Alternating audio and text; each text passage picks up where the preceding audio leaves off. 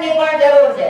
તો આજે વિદ્યાર્થી મિત્રો હું ધોરણ 10 ગણિત વિષયનો સંપૂર્ણ રોડ મેપ તમારી સાથે લાવી રહ્યો છું. તો વિદ્યાર્થી મિત્રો ચાલો આપણે ગણિત વિષયની વાત કરીએ. સિલેબસમાં કુલ 14 પ્રકરણો છે.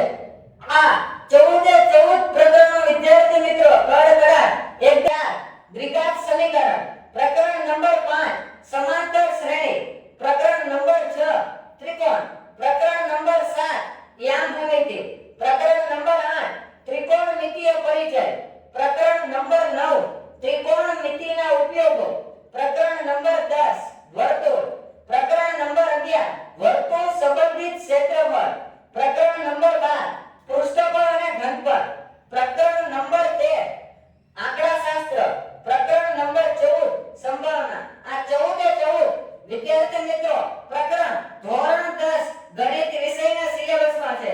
આ સિલેબસની બહારનો બોર્ડ પરીક્ષામાં એક દાખલો નહીં આવે. આ ખાસ કરીને યાદ કરી લેજો. આ પ્રકરણને બોર્ડ પરીક્ષામાં આ પ્રકરણની બહારનો એક દાખલો નહીં આવે. હવે વિદ્યાર્થી મિત્રો સૌથી મેન અને સૌથી સળગતો પ્રશ્ન આવે છે કે હું ગણિતમાં શું પસંદ કરું, બેઝિક ગણિત કે સ્ટાન્ડર્ડ ગણિત? વિદ્યાર્થી મિત્રો આમાં ઘણા બધી મુશ્કેલીઓ આવે છે. જો હું બેઝિક ગણિત પસંદ કરીશ તો મને આગળ જતા ગવર્નમેન્ટ જોબ મળશે કે નહીં, મારે આગળ જતા કઈ લાઈન પકડવી પડશે. હું સ્ટાન્ડર્ડ ગણિત પસંદ કરીશ તો મારે કઈ લાઈન પકડવી પડશે. તો વિદ્યાર્થી મિત્રો આમાં કોઈ તમારે કારકિર્દીનું આવતું નથી. જો તમારો ગણિત એકદમ પાવરફુલ હોય, તમે ગણિતના માસ્ટર હો, તો તમે સ્ટાન્ડર્ડ ગણિત પસંદ કરો. અને જે વિદ્યાર્થીને ગણિત આવતું નથી, થોડુંક ફાવે છે, જે દાખલા હોય તે થોડાક સોલ્વ કરી શકે છે, તો બેઝિક ગણિત પસંદ કરો. આમાં તમારે કોઈ કારકિર્દીની જે માર્ગદર્શનની લાઈન આવે છે તે પકડવાની રહેતી નથી કે આગળ જતા મેં ગણિત લીધું અને સ્ટાન્ડર્ડ ગણિત હોય એને જ કોમર્સમાં એડમિશન મળે, બેઝિક ગણિત હોય એને જ આર્ટ્સમાં, સાયન્સમાં, એવું કાંઈ આમાં હોતું નથી. તમારા પર ડિપેન્ડ કરે છે કે તમે સ્ટાન્ડર્ડ ગણિત લીધું તો તમે ગણિત એકદમ પાવરફુલ આવે અને બેઝિક ગણિત એટલે એકદમ મધ્યમમાં, એટલે કે તમને થોડુંક ગણિત આવે. એ રીતે તમારે પસંદ કરવાનું. કોઈ આમાં મૂંઝવણનો પ્રશ્ન નથી.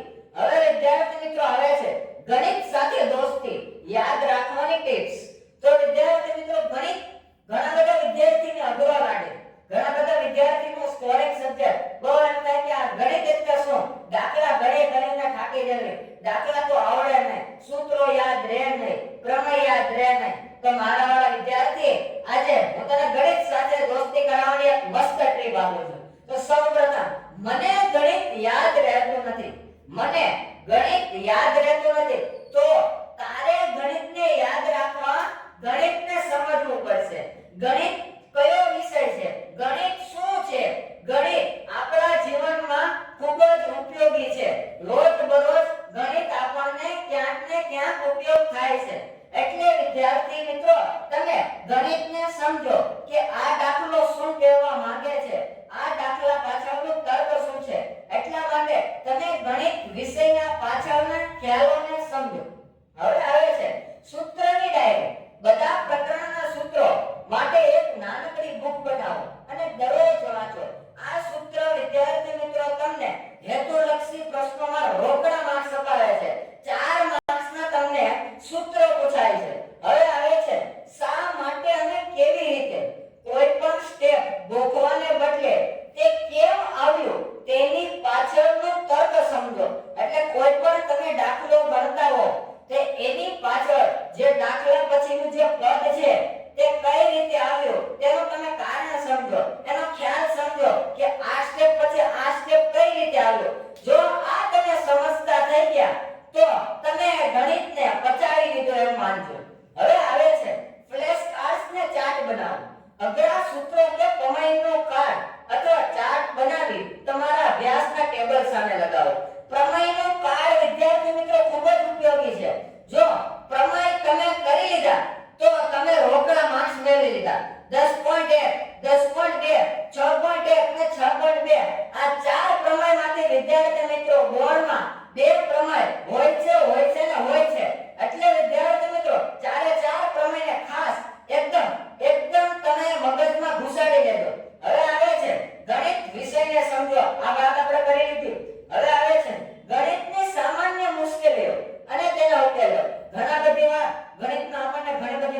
મુશ્કેલીઓ થાય તો એ આજે હું તમને સમજાવું. હવે આવે છે ગણતરીમાં ભૂલ. ઉતાવળ ન કરો, ફરીથી ચેક કરો. તમે જ્યારે ગણતરી કરતા હો, સમથિંગ કે તમે કોઈ દાખલો ગણતા હો, તેમાં એક પદ તમે ભૂલી ગયા લખવાનું, તો તમને એમ થાય ઓહો આ દાખલો તો સાચો હતો પણ કઈ રીતના મારી અંદર ભૂલ હશે, ગાયબ ગણતો તો એમાં કઈ પદ ભૂલાઈ ગયું છે. તો ફરીથી તમે દાખલો ચેક કરો. પરીક્ષામાં જો આવું થાય તો તમારી 10 થી 15 મિનિટ એમાં વહી જાય. તમને ખબર પડે તો, નકર તો તમે દાખલો લેખા રાખો અને પછી તમારું બોર્ડનું રિઝલ્ટ આવ્યો, તમને એમ કે ઓ આ દાખલો તમે સાચો લખ્યો હતો, પણ જ્યારે પછી તમે પેપર ખોલાવો ને ત્યારે ખબર પડે કે આ પદ નહોતો લખ્યો એટલે મારો માર્ક્સ કપાઈ ગયો. હવે આવે છે સૂત્રો ભૂલી જવા. રોજ લખવાની પ્રેક્ટિસ કરો. દરરોજ 5 સૂત્રો લખો, મોઢે યાદ રાખો. આ સૂત્રો યાદ રાખશો તો જ તમને દાખલા આવડશે. હવે આવે છે પ્રમેય અઘરા લાગે, આકૃતિ દોરીને સમજીને પ્રેક્ટિસ કરો. પ્રમેય ખૂબ કામના છે વિદ્યાર્થી મિત્રો. પ્રમેય જો આવડશે તો જ તમને સાચા માર્ક્સ તમે મેળવી શકશો. પ્રમેય એવો વસ્તુ છે જે તમને રોકડા માર્ક્સ અપાવે છે. અત્યારથી જે વિદ્યાર્થીને એમ લાગે કે મારાથી આગળ કાંઈ થાય એમ નથી, તો તું ભૂલી જા, તારે કાંઈ ભણવું નથી. જો તારામાં ભણવાની ધગશ હોય, મહેનત કરવાની જો તારામાં શક્તિ હોય, તારા સપના પૂરા કરવાનો જો તારામાં આત્મવિશ્વાસ હોય, તો કોન્ફિડન્સ હોય કે ધોરણ 10 ની અંદર મેં મારા ટકા ધારેલા, મારા માતા પિતાએ જોયેલું સપનું હું સાકાર કરીને જ રહીશ, તો તું અત્યારથી નોટ પેન લઈને તારા સપનાને સાકાર કરવા ઊભો થઈ જા. દુનિયાની કોઈની તાકાત નથી કે તને હરાવી શકે. હવે આવે છે કે વિદ્યાર્થી મિત્રો ગણિત વિષયમાં ધ્યાનમાં રાખવાની બાબતો. આ વિષયમાં તમે ધ્યાનમાં રાખવાની બાબતો હું જે કહું છું, આ જે હું તમને રોડ મેપ આપું છું, જો તમે ફોલો કરી લેજો તો બોર્ડનું આખું વર્ષ તમને ગણિતનું ટેન્શન નહીં રહે. હવે આવે છે સૌપ્રથમ તમે તમારો ગોલ નક્કી કરો કે મારે આ વિષયમાં 100 માંથી કેટલા માર્ક્સ લાવવા છે. હવે વિદ્યાર્થી મિત્રો આપણે વાત રહી કે બોર્ડ પેટર્નની, તો બોર્ડની અંદર આપણે વિભાગ A, વિભાગ B, વિભાગ C ને વિભાગ D મેં તમને આગળના વિડિયોમાં જણાવી દીધું. સામાજિક વિજ્ઞાન વિષયનો રોડ મેપ હતો, એમાં વિજ્ઞાન વિષયનો રોડ મેપ હતો, એમાં સિમ્પલ એ બધી જ બોર્ડની જે બ્લુપ્રિન્ટ હોય, જે પદ્ધતિ હોય રેડી છે GSD. ખાલી ઇંગ્લિશ વિષયમાં આમ તેમ થોડુંક થાય છે. તો વિદ્યાર્થી મિત્રો એ તો આપણે તમને હવે બોર્ડના વિદ્યાર્થી થઈ ગયા એટલે ખબર જ હોય. અને પછી આપણી જે સ્કૂલના આંતરિક મૂલ્યાંકન 20 80 ગુણની લેખિત પરીક્ષા એટલે 100 ગુણ એ પણ તમને હવે ખબર હોય, કેમ કે મેં તમને કહી દીધું છે આગળ. હવે આવે છે આજનું કામ આજે જ, આ મંત્ર અપનાવો. આજનું કામ હું આજે જ કરીશ, આ મંત્ર તમે અપનાવો. કાલ આજનું કામ હું આજે નહીં કરું તો વિદ્યાર્થી મિત્રો તમે ગયા, કેમ કે આજનું કામ આજે કરશો તો તમે બોર્ડ પરીક્ષા સુધી તમને ટેન્શન નહીં રહે. હવે આજનું કામ તમે કાલ ઉપર ફેરવ્યું, કાલનું કામ પરમ દિવસ ઉપર, એમ કરીને આવતા રવિવારે આ રવિવારે એ રીતે કર્યું તો તમારો બધો જ પ્લાન કેન્સલ. હવે આવે છે ત્રીજો નંબર, ગણિત એ ગોખવાનો અને સમજવાનો વિષય છે. આ વાત આપણે કરી લીધી, ગોખવાનો નથી, દાખલાને સમજવાના છે. પહેલા તો દાખલાની જે રકમ છે એને તમારે સમજવાની છે. હવે આવે છે સૌથી પહેલા તમે ગણિતની પાઠ્યપુસ્તકને માનો. હવે આમાં છે ને વિદ્યાર્થી મિત્રો ઘણા બધા તમને બહારથી એવા મળશે કે આ જ દાખલા બોર્ડમાં આવશે અને આ જ ટેમ્પલેટ બોર્ડમાં આવશે, આ જ આખો પ્રશ્નપત્ર બેક ટુ બોર્ડમાં આવશે. એવું ક્યારેય હોતું નથી. પણ તમે સૌથી પહેલા પાઠ્યપુસ્તકના તમામે તમામ દાખલા, તમામે તમામ થિયરી, સૂત્રો આ બધું જ મોઢે કરી નાખો એટલે એની પાર કાઈ નિયર પાઠ્યપુસ્તકમાંથી જ દર વર્ષે પૂછાય છે. અને માત્ર સ્ટાન્ડર્ડ ગણિત, તો સ્ટાન્ડર્ડ ગણિત વિદ્યાર્થી મિત્રો એવું છે ને તેમાં તમને ક્યારેક ફેરવીને સવાલો પૂછે છે. તો એ તમારે ખાસ સ્ટાન્ડર્ડ ગણિત વાળાએ ધ્યાન આપવું. એના માટે ઘણી બધી એમને પ્રેક્ટિસ કરવી પડે. બેઝિક ગણિતમાં પણ ક્યારેક અઘરો દાખલો મૂકી શકે છે. આ બોર્ડ કેવાય વિદ્યાર્થી મિત્રો, ક્યારે શું દાખલો મૂકી શકે ખબર ન રહે, પણ આ ગણિતમાં આપણે પાવરફુલ રહેવું પડે. એકદમ માઇન્ડસેટ સાથે આપણે તૈયારીઓ કરવી પડે. હવે આવે છે વિદ્યાર્થી મિત્રો દરરોજ દાખલા ગણવાની પ્રેક્ટિસ કરો. જે દાખલો નથી આવડતો એને વારંવાર ગણો. દરરોજ 5 થી 6 દાખલા તમે ગણવાની પ્રેક્ટિસ કરો. પ્રમેયને ખાસ કરીને યાદ રાખજો. વધારે માર્ક્સ વાળા પ્રકરણને પહેલા ગણો. પહેલા તમે માર્ક્સ ગણો, પહેલા તમે પ્રકરણના વેઇટેજ નો જોવો કે કયું પ્રકરણ વધારે વેઇટેજ વાળું છે. એ પ્રકરણ તમે સૌથી ગણિતમાં હું મારો ટાર્ગેટ પૂરો કરવા તનતોડ મહેનત કરીશ.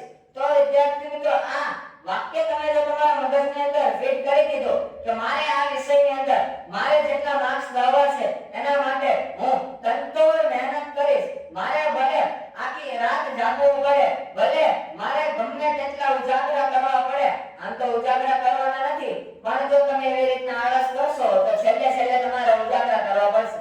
હવે આવે છે પ્રકરણ પહેલાની થિયરી ખાસ વાંચો અને સમજો. આ થિયરી એવી વસ્તુ છે વિદ્યાર્થી મિત્રો જે હેતુલક્ષી પ્રશ્નોમાં પૂછાય, ક્યારેક ક્યારેક ખરા ખોટામાં પૂછાય. એટલે વિદ્યાર્થી મિત્રો એની પાછળને તમે કારણ સમજો, થિયરીને સમજો. હેતુલક્ષી પ્રશ્નો વધારે સોલ્વ કરો. કેમ કે જો વિદ્યાર્થી મિત્રો તમે 80 માંથી 80 લાવી શકતા હોય ગણિતમાં તો તમારે જે કુલ 100 માર્ક્સ છે એમાંથી ઘણીવાર વિદ્યાર્થી મિત્રોના 95 આવે છે, 96 આવે છે, 97 આવે છે. માર્ક્સ રહી ક્યાં જાય છે? હેતુલક્ષીમાં. એટલે જેમ બને એમ હેતુલક્ષી સોલ્વ કરે. હવે આવે છે જે દાખલો, જે પ્રકરણ થિયરી ન આવડે તેના પર વધુ ધ્યાન આપો. જે તમને થિયરી નથી આવડતી, પ્રકરણ નથી આવડતા, તે તમે અલગ નોટ કરો અને પછી શિક્ષક પાસેથી શીખો અને તેના પર વધારે ધ્યાન આપો. હવે આવે છે ગણિત એ કોઈ વાંચવાનો વિષય નથી, ગણિત તો ગણવાનો વિષય. અત્યાર સુધી આપણે નવમું ભણ્યા ત્યાં સુધી નબળા દાખલા વાંચ જ કર્યા, પદને ગોખા ગોખ જ કર્યા, આના પછી આ પદ, આના પછી આ પદ, એવી રીતના. તો વિદ્યાર્થી મિત્રો આ નથી કરવાનું. ગણિત એ વાંચવાનો નહીં, સમજવાનો વિષય છે, ગણવાનો વિષય છે. ગણિતને ગણવું પડે, વાંચવાનું ન હોય. દાખલાને તમે હોય a + b + c + d એ રીતના તમારે વાંચવાનું નહીં. પદ પછી કયું પદ કઈ રીતે આવ્યું છે એને ગણો, એને તમે સમજો. હવે આવે છે ટાઈમ મેનેજમેન્ટ કરો, સમય સાચવો. આ વિદ્યાર્થી મિત્રો ખાસ ઉપયોગી બાબત છે. જો તમે સમયને સાચવ્યો ને, ટાઈમનો તમે કદર કરીને તો ટાઈમ જતો રહેશે પણ તમારું કામ ત્યાંને ત્યાં જ અટકી જશે. એટલે મારી ખાસ ભલામણ છે કે તમે ટાઈમ મેનેજમેન્ટ કરો, ટાઈમ સાથે ચાલો, સમયને સાચવો, સમયની કદર કરો, જેથી તમને તમારું પૂરતું જે કામ છે તે થઈ શકે. હવે આવે છે આત્મવિશ્વાસ રાખી મહેનત કરી આ વિષયમાં તમે તમારો ગોલ પૂર્ણ કરો. તો વિદ્યાર્થી મિત્રો આ સાથે આપણે આ વિડિયોને હું વિરામ આપું છું અને મારી YouTube ચેનલ છે કે @મકવાણા અને મારી Instagram ચેનલ છે mbraja4545. આ બંનેને ફોલો કરજો, YouTube ચેનલને સબસ્ક્રાઇબ કરજો, આ વિડિયોને લાઈક કરજો, શેર કરજો અને મારો ટાર્ગેટ છે કે હવે મારે 80 સબસ્ક્રાઇબર પૂરા કરવા છે. જો વિદ્યાર્થી મિત્રો સબસ્ક્રાઇબર પૂરા કર્યા તો આના પછી હું નવો વિડિયો તમારી માટે લઈને આવીશ અને જોરદાર વિડિયો હશે.